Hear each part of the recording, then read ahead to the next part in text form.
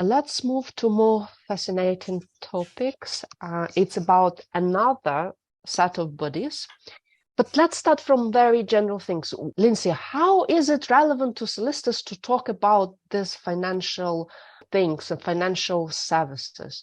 Why is it relevant at all to the solicitors? So you can see there's a lot of regulation and legislation, and some people have put a lot of pen to paper. It's relevant because even though there's financial services, which is an aspect of, what I do, but financial services does encompass a wide array of things. It's not just, big banks and an SEC investigation. It's what you do on your daily.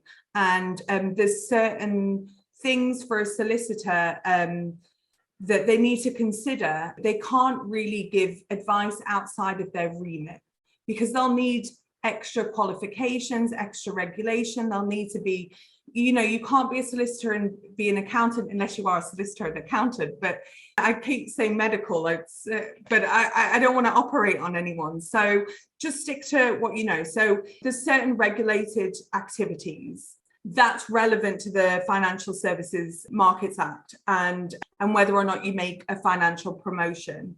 Generally speaking, there's a framework of different regulations that actually prescribe what the person who wants to deal with sort of financial advice, financial services like advice on investments, where it's better to invest in this company or that company, which shares to buy, right? They have to follow and they have to obtain authorization from special sort of set of bodies.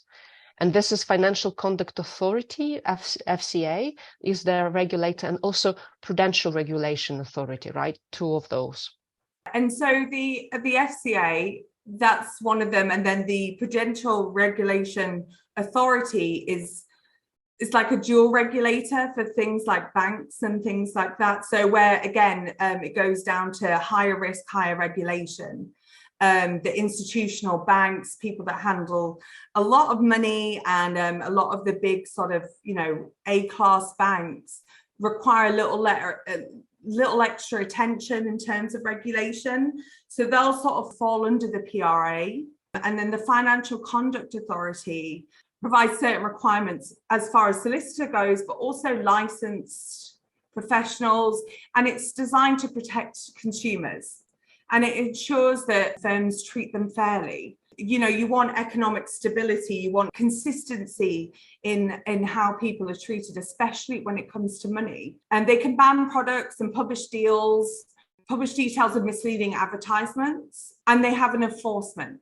The enforcement aspect of it is increasing every day, especially as we move on to the AML, the anti-money laundering later on. But they really are putting big fines. And I think that there was one example that I saw, was two directors that were fined 1.3 million, which is a lot of money. And because they'd failed in giving their pension advice.